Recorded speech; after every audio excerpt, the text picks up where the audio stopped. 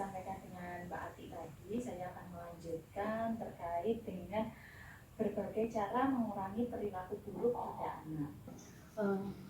Mengurangi perilaku buruk pada anak di bawah 2 tahun. Yang pertama, bisa membuat lingkungan aman bagi anak. Jadi jangan membuat lingkungan itu berbahaya untuk anak. Terus bisa juga dengan membatasi anak menonton TV. Jadi kalau anak di bawah usia 2 tahun sudah dibiasakan menonton TV, otomatis dia nanti akan memiliki kebiasaan menonton TV setiap hari tanpa mau belajar. Terus yang ketiga adalah mengalihkan perhatian anak. Jadi kalau anak merengek, menangis, meminta sesuatu dan kita tidak mau memenuhinya karena memang itu bukan sesuatu yang penting untuk dipenuhi, maka kita bisa mengalihkan perhatian anak. Contoh, bisa dengan melihat ada burung atau benda-benda sekitarnya yang bisa menarik perhatian anak. Terus yang keempat, menjelaskan akibat perilaku buruk yang dilakukan. Jadi perilaku buruk yang dilakukan anak itu pasti akan berdampak tidak baik. Jadi kita harus memberikan penjelasan itu kepada anak. Sudah jelas ya ibu-ibu? Jelas. Ya. Kita lanjutkan untuk mengurangi perilaku buruk anak pada usia 2-8 tahun. Jadi untuk mengurangi perilaku buruk itu anak itu perlakuannya berbeda ya Bu. Jadi untuk usia di bawah 2 tahun dan di atas 2 tahun itu harus diberlakukan berbeda. Karena mereka memiliki perilaku dan pemikiran yang berbeda. Nah, untuk anak yang berusia di atas 2-8 tahun, kita harus menjelaskan akibat dari perilaku buruk yang mereka lakukan.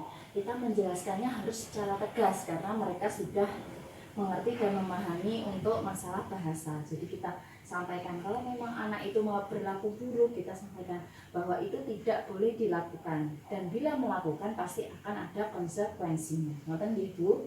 Terus kita harus membuat aturan bersama anak. Jadi disepakati antara jenengan, kali putra jenengan, kali suami jenengan berdiskusi, ngobrol dan menyepakati hal-hal terkait dengan aturan yang ada dalam keluarga. Jadi anak niku saged nurut kali jenengan dan mematuhi nopo aturan-aturan yang sudah dibuat bersama. Jadi sama-sama enak ngoten Bu antara anak kali bapak kali ibu sami-sami enak, nggih. Terus yang selanjutnya adalah memberikan waktu untuk menenangkan diri dan berpikir.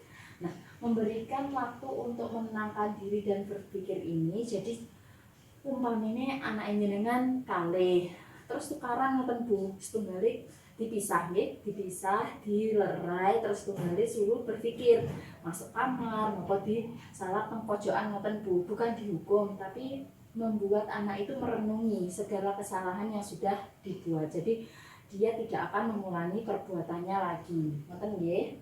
Nah, untuk yang selanjutnya yaitu mengajukan tindakan yang tidak berbahaya dan hanya untuk menarik perhatian saja.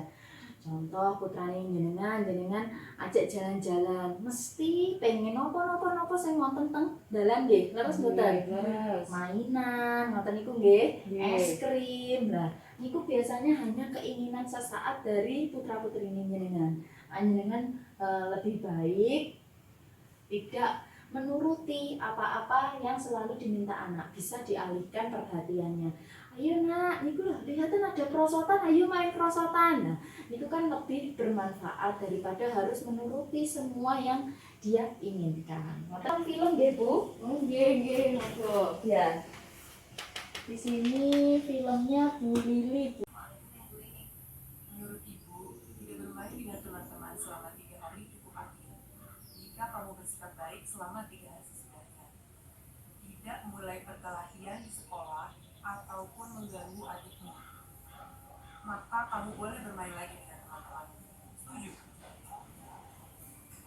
Baiklah, kalau begitu, mari kita ceritakan pada Bapak apa yang sudah terjadi dan apa kesepakatan yang sudah kita buat.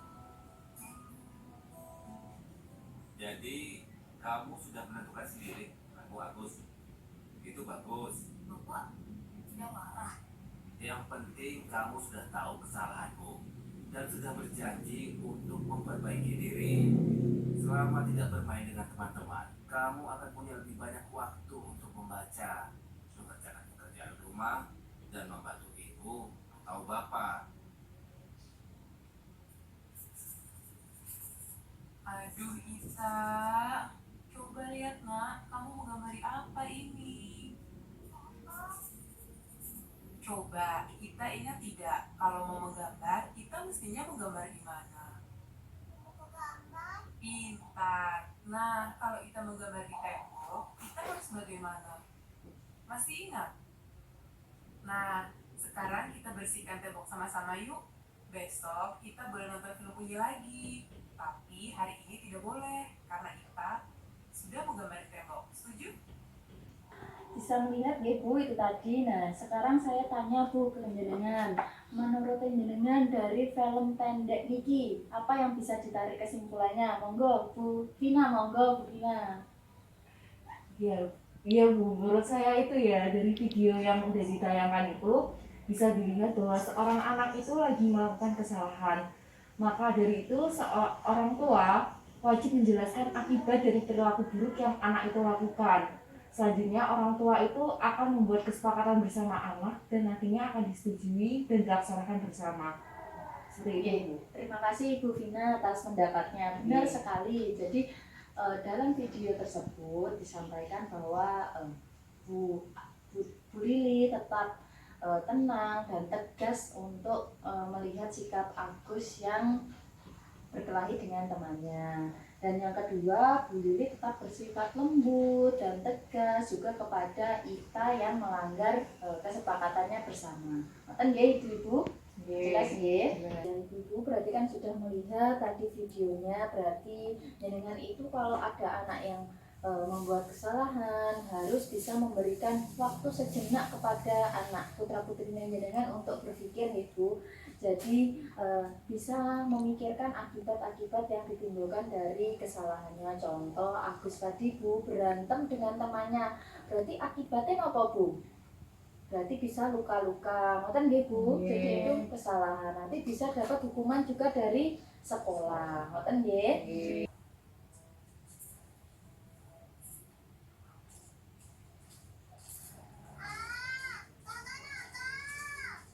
Agus, berdiri di pojok. Kamu kan sudah janji tidak akan mengganggu adikmu. Kamu tidak boleh memainkan majalah ini lagi. Nah, sekarang berdiri diam di situ selama 7 menit. Kalau kamu beranjak dari situ, kamu harus kembali berdiri di situ lagi 7 menit lagi. Nanti ibu beritahu kalau waktumu sudah 7 menit. Sudah Ita? Cup, cup, cup, cup. Yuk main sama ibu. Ya, dari film ini Bu Karen monggo bisa disampaikan pendapatnya Bu Karen. Jadi seperti yang dilihat dari video, itu ibunya dari anaknya itu kan melerai kedua anaknya. Setelah itu ibunya memberi hukuman kepada Agus karena telah mengganggu Ita. Hukumannya berupa berdiri di pojokan untuk merenungi kesalahan yang dibuat Agus agar tidak diulangi lagi.